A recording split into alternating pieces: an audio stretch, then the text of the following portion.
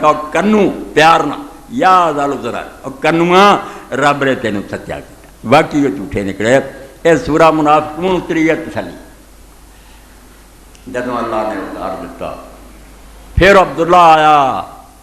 मुर्दे चो जिंदा वो नेक पुत्र जरा अब्दुल्ला उन्हें आके रसूल करीम अलैहि सलाम क्या अल्लाह के रसूल मैं सुन लिया जो मेरे बाप ने किया ए मदीने आने तो पहला दी गल तो जे उन्होंने मरवाना ना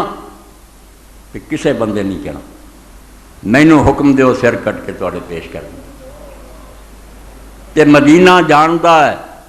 भी कोई अपने बाप सामने कभी बोलिया होगा अब्दुल्ला नहीं अब्दुल्ला के सामने बोले मैं नहीं अज तक बाप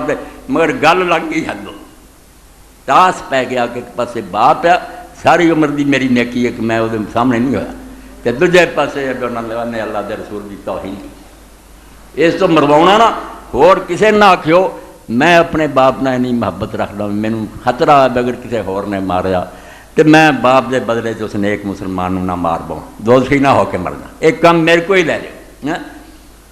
रसूल पाक सल्लल्लाहु ने फरमाया अब्दुल्ला नहीं मेरा कोई ऐसा इरादा नहीं जो मर्जी चराबा करता रहा ठीक है मैंने वो दुख का पता है वो अपने साड़ पर होए गल्लां करी जाता मैं कहूँ उन्होंने मरवा मगर जो मदीने शरीफ गए तो वो अब्दुल्ला बिन उबई बाजार दाखिल होने लगा